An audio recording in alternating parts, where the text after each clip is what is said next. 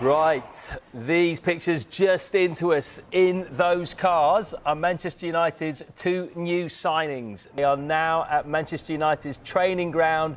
Both will have medicals today. They're in the building. New signings obviously at Old Trafford at the moment, and they look like they're settling in really well and the atmosphere looks great. What is it like? No, I think it's easy to come to the club and feel part of that, because I think everyone in the club, like when I came to the club, was the same.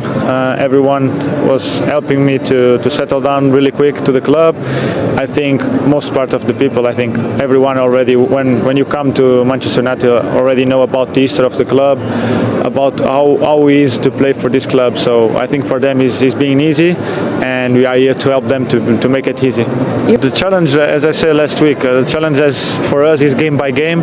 We are watching now for this game. This one is the most important for us from now.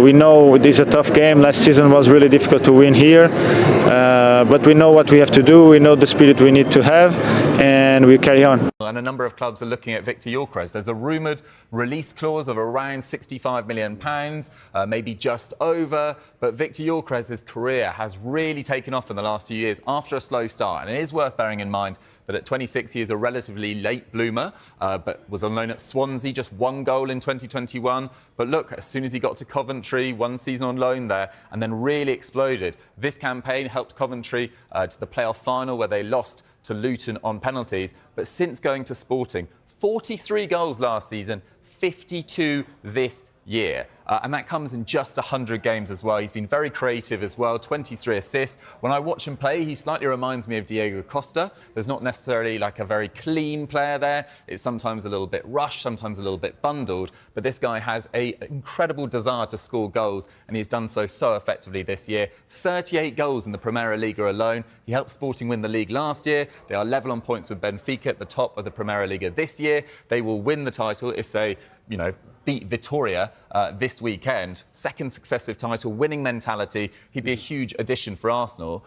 And Pete, the difference between Gyökeres and Šeško is Gyökeres has title-winning experience with Sporting CP. He is that little bit older, whereas Šeško feels like much more of a potential player. I think that's right, yeah. I think that's right. We can see Šeško in action here, scoring a fantastic goal against Bayern Munich on the break. And I think if you just look at the way he connects with this finish, the outside of his right boot, so much confidence and technique. I think we know that the talent and potential is there within Šeško.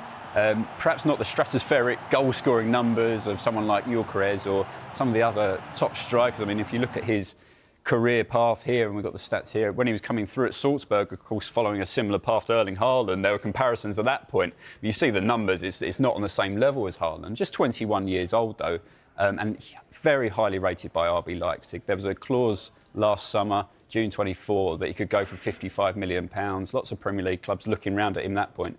It didn't materialise. He signed a contract extension, and there's an agreement in place, an understanding that if a big offer did come in for him this summer, then Leipzig would allow him to leave. But as I say, they rate him very highly, and I think it would have to be a significant offer, probably in the same ballpark as what you might have to pay for Gyökeres to get him into Arsenal.